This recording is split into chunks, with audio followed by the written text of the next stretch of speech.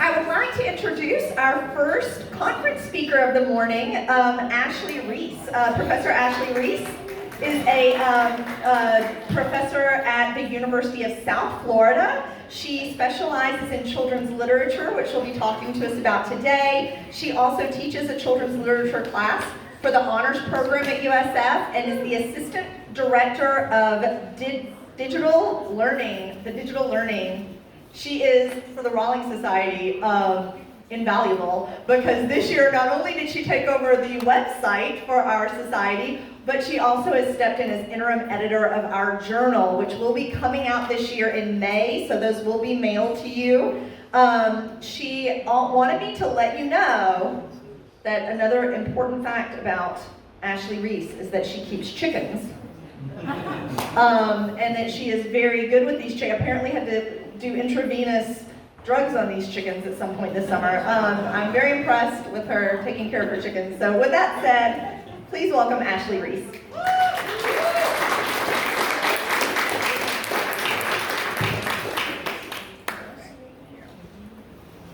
I'm not just the keeper, I'm the mother. The mother. Yes. Good morning. Okay, so as a children's literature scholar, my primary focus is the period 1850 to 1939, just before the U.S. enters World War II. As a sixth-generation Floridian, give or take a brief stint in Atlanta, I rarely see my home state show up in these texts, and that's for good reason. Florida in the early 20th century was a place of mosquitoes, humidity, and hurricanes, much like today, except now there's air conditioning. Today's paper is going to examine my research on girls' literature and coming-of-age narratives in relation to Rawlings and my beloved state. In many ways, this paper is in conversation with Kenneth Kidd's Florida Children's Literature Research, which he has presented and will present at this conference. This paper examines two distinct novels featuring child characters set in Florida.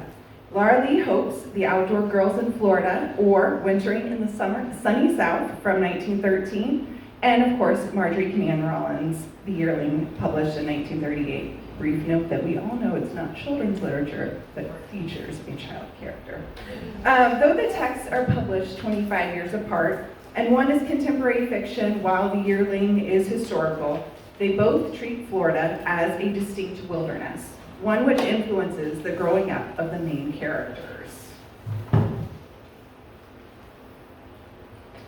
Dawn Sardella-Ayres and I have defined the genre of girls' literature as comprised of English-speaking North American girls' texts written by women authors in the period of 1850 to 1939. Here, the girls' building germane, a term meaning coming of age, is one in which the heroine in entering adulthood must grow down, not up, to borrow Annis Pratt's phrasing.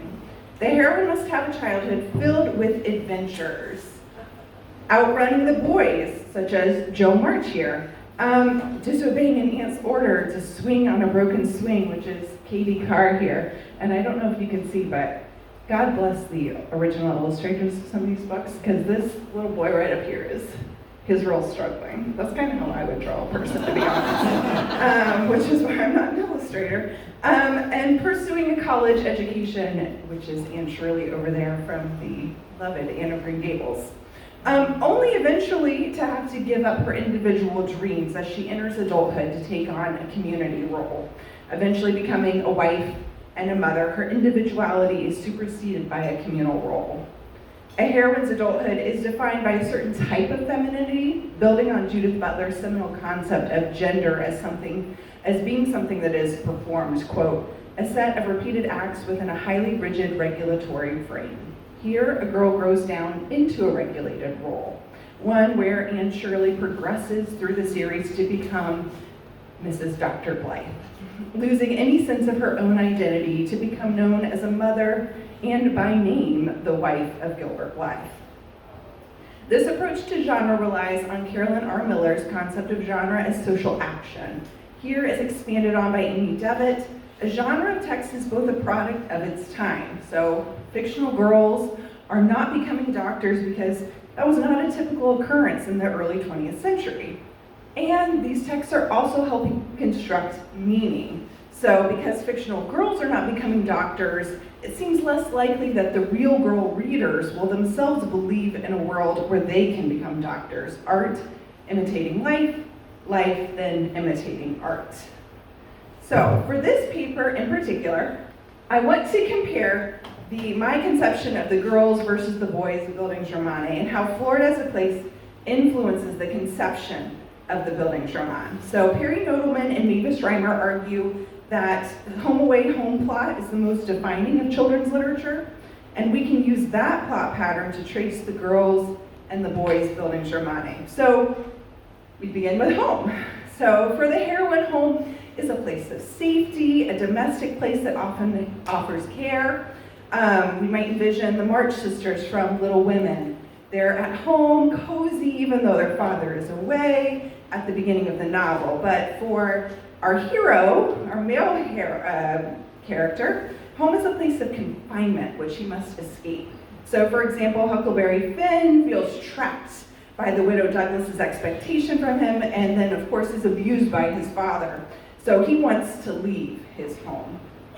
From there, we move to away. Here, the heroine has a chance to leave her home to attend school, or travel to a new city, or experience some sort of disruption to her home life.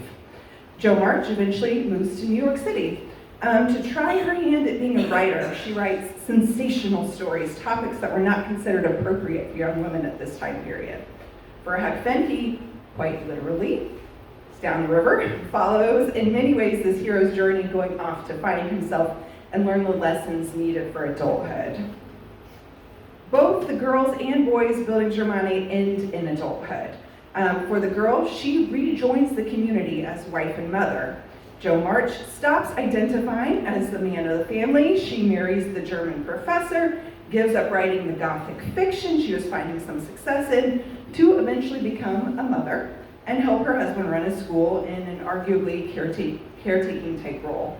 For Huck Finn, when he returns home, he determines his future is out west, away from civilization, and so he strikes off to find and make a new home for himself. This framework and the gender-based conclusions of the buildings Romane are central to my analysis of this Florida children's literature. So, what does Florida have to do with it? For many novels from this period, the wildness of Florida is undeniable. Kidd, in his 2025 conference presentation on Green Kid Lit, observes that for Florida children's literature, there is a persistent, quote, focus on small town and rural life. Whether these characters live here permanently or whether they are visiting, the landscape and nature seem to denote its separateness from the setting of other children's books from this period. In these books particularly, the setting is not just rural, it's wild. For the outdoor girls, the away is Florida. It is one of several adventures that the heroines go on in each text before they have to settle down to adulthood and marriage. Notably, it is unlikely the author ever visited the state, as will soon be made clear. In contrast, Rawlings, of course, lived in the scrub for several years before she wrote and published The Yearling, which takes place entirely within Florida, lending a realism to her text. So, first text is part of the, quote, prolific publisher Edward Stratemeyer's so-called fiction factory, a veritable army of ghostwriters producing series books. Written under the pen name Laura Lee Hope, whom you might recognize as the attributed author of the Bobbsey Twins. The Outdoor Girls is a multi-book series featuring a group of girls who travel to different locations. In the sense of the girls' buildings Romane, they are on a prolonged away period. The Outdoor Girls in Florida from 1813 is the fifth in a series of 23 books. This series, according to Romalov, is one of the most popular girl series of all times, though it is now largely unknown. I'm gonna guess, has anyone heard of it before? Yeah, it's kind of gone that way. Unlike the Bobbsey Twins, who many of you were like, oh yes, I know that one. Even the name Outdoor Girls seems to indicate the unusualness of their time outside, away from perhaps the norm of domestic indoor spaces. In her analysis of the novel Development or Buildings Roman, Pratt observes that heroines often, quote, find solace companionship, and independence in nature. For these outdoor girls, that seems especially to be true, yet even during their adventures, their eventual domestication is ever present. Catherine Shelder Cross describes these girl series in this way, quote, "The motor trips and camping excursions are understood as an interlude, a time to acquire and practice skills that will be useful later in the domestic sphere. Knowing campfire skills such as how never to be without a knife and matches, how to rig up a temporary winter shelter, how to bandage a sprain, etc., turns out to be good preparation for the serious work of housekeeping." And that's what I was doing wrong all this time. In this novel, the four heroines travel to Florida because an uncle bought an orange grove, and as the aunt is sick, they're going to winter down there. Their time in Florida features as part of their away in the Buildings Romane. From the beginning of the novel, the girls note the otherness of Florida's climate compared to their upstate New York home. "Well, of course Florida will be lovely," exclaimed Molly, "and I love oranges. But I love winter and skating and ice boating too." On their Florida adventure, they have many different animal encounters, as you'll see in the illustrations to follow. Here's our first alligator.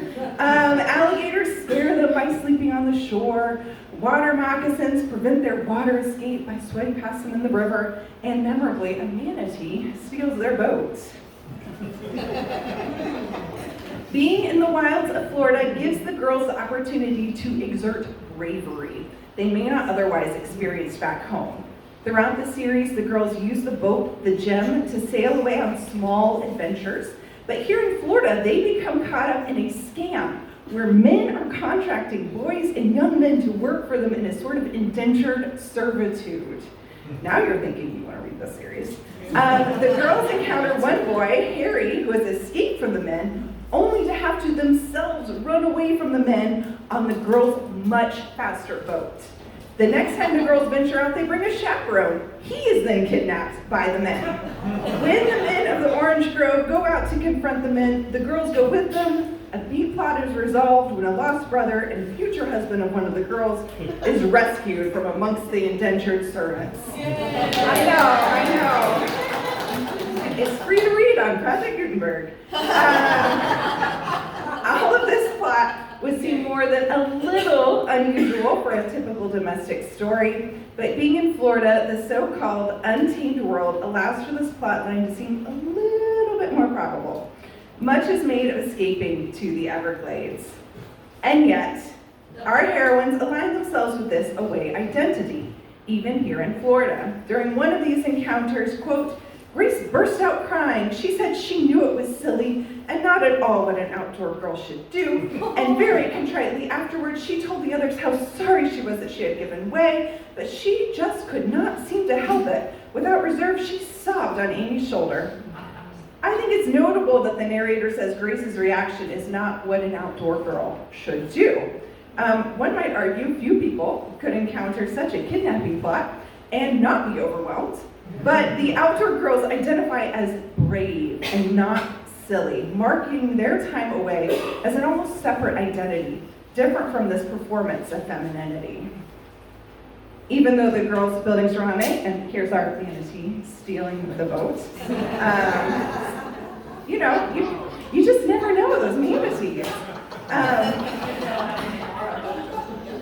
Even though the girls' buildings Romane have not yet ended, I would argue the series is a prolonged away period for them. The novel ends still with the promise of a return home. The last 2 pages portray what might be considered stereotypically feminine conversations, this performance of girlhood.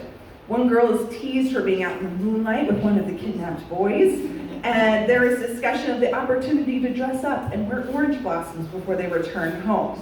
Though we don't see the girls return to their homes, they leave us with no doubt that home is where they belong. Quote, "Do you know, I'm rather lonesome for the sight of a snowball or an icicle.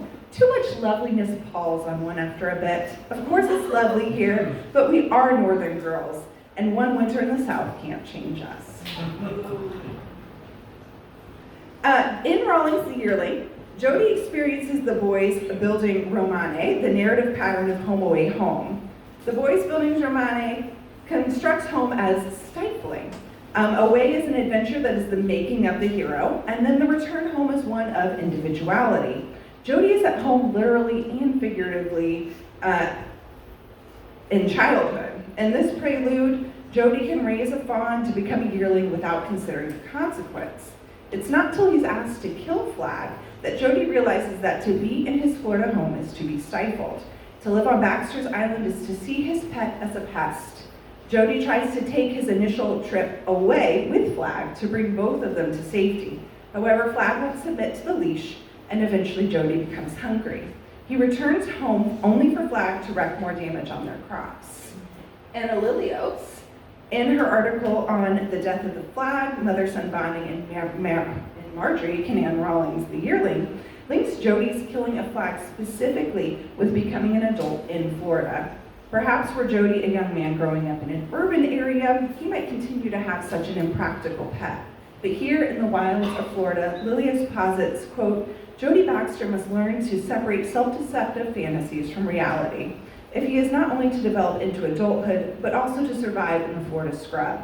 The most obvious deception that he practices upon himself is to mistake a creature that forms the family's food supply for a pet. Jody is unable to kill Flag initially. Baxter shoots at his father's urging, but she only injures Flag. Jody's own shot is one of compassion to put Flag out of his misery. In this act, Jody's away trek is begun. The text describes, quote, nothing mattered but getting away. There was no place to go. That did not matter either. Like Huck Finn before him, Jody tries to take off by water. He determines that he will head north to Boston, leaving his home in the wilds of Florida behind. Here, Jody confronts what seems to be at the root of his pain, what he viewed as his father's betrayal in ordering his mother to shoot Flag. Quote, death could be borne. Betrayal was intolerable. If Flag had died, if bear or wolf or panther had slipped in on him, he would have grieved with a great grief, but he could have endured it. He would have turned to his father, and his father would have comforted him. Without Penny, there was no comfort anywhere. The solid earth had dissolved under him. Jody's close relationship to Penny is indicative of the role of father in the boy's Bonus Romane. Kenneth Willard observes in his text on the coming-of-age story that the father is central to the hero's socialization, that, quote, coming of age is thus a drama of coming to terms with the father and with all the social and cultural governance for which he stands. Penny is characterized as a tolerant, even indulgent father. Who else would let his son raise his deer so close to the crops? And yet, Penny is aware that in this environment, a pet deer cannot be. When Penny enforces the so-called governance on Jody, Jody is asked to understand the rules of adulthood. Importantly, on Jody's away journey, he realizes the dangers of living in the Florida scrub, being reliant upon food that is grown. Jody experiences hunger for the first time. That was what his mother had meant when she had said, we'll all go hungry. He had laughed, for he had thought he had known hunger, and it was faintly pleasant. He knew now that it had only been appetite. This was another thing. The thing was terrifying. It had a great maw to envelop him and claws that raked across his vitals. Though he does not explicitly make the connection to Flag's destruction of the crops, it's clear that Jody is seeing his mother's concern as a real threat. To live as their family does in the scrub of Florida is to rely on self-grown crops. These lessons are central to Jody's away time. He is now ready to return home. Thomas Dukes, in his analysis of place in Rawlings' work, observes that, quote, place asserts primacy at the end of the novel. Jody must go home. Jody's return not only finishes the away home journey, it confirms the role of Florida in the novel. Jody recognizes his role in the Florida wilds. He must be part of taming nature, of growing crops, not befriending the wildlife. This emphasis on the location of Jody's home is arguably built into the fabric of the novel. For Dukes, quote, the final chapter, which gives the novel its meaning, would be less successful if Rawlings had not devoted so much care to describing place. In the yearling, place is at once a character, even as it contributes to characterization. Jody's inability to escape Florida transforms into his decision to return to his family's farm. He understands now what his family had shielded him from before, the realities of hunger easily brought on by the harsh Florida landscape. The novel frames Jody's return home as maturation. His father even notes Jody's change in just that short journey. Quote, you've done come back different. You've taken to punishment. You ain't a yearling no longer. Jody returns to take on the role of man, to plant the crops in his injured father's stead, and to be a partner on the farm. The return home as an individual, not necessarily a communal role, takes on an interesting form in the yearling. Arguably, Jody's choices are to benefit his family. He is choosing to work alongside his father to care for their home, and yet the individual is emphasized by the characterization of loneliness. Jody has lost his pet, and he has been betrayed by his father. Penny observes he wanted Jody to have Flag to lessen the loneliness, yet, quote, ever man's lonesome. The novel ends on this thought focalized through Jody. Quote, he did not believe he should ever again love anything, man or woman or his own child, as he had loved that yearling. He would be lonely all his life. But a man took it for his share and went on. Perhaps we might believe these are the childish words of a boy who's just experienced his first big loss. Yet the way it assertively echoes Penny's assurance that all men are lonely makes me think that this loneliness might be held as true by the novel. Jody will not feel connected again, not in that same innocent way, and thus he takes on the mantle of individuality, of the separateness of manhood. Both these novels follow their respective gender-based buildings romane, and yet the presence of Florida is undeniable on each. It is on the rivers of Florida that the outdoor girls assert their bravery, in a place where alligators threaten and men kidnap, before eventually having to return to the domestic expectations that await them. And it is in the scrub of Florida that Jody reconciles with the requirements of manhood while living in the wilds he calls home. When Florida finds its way to books from this period, its influence is indelible. Thank you.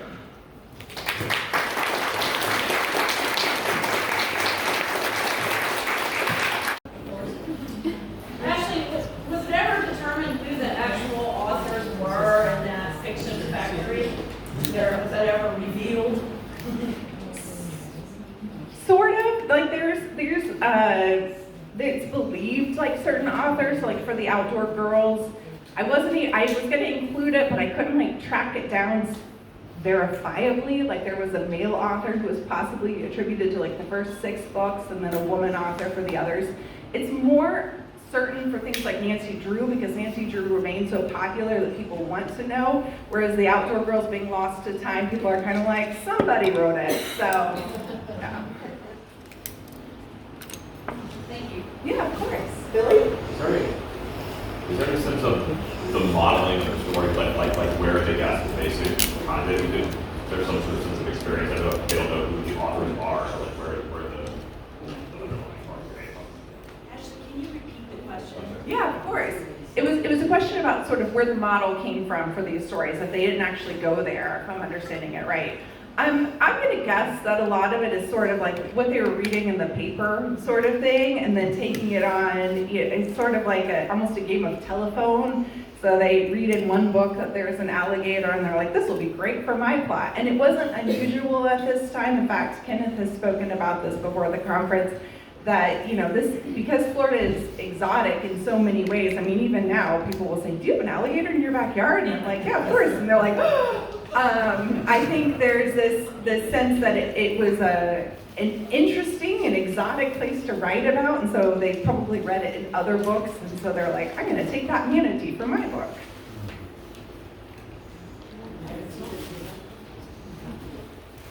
Thank you so much. Thank you.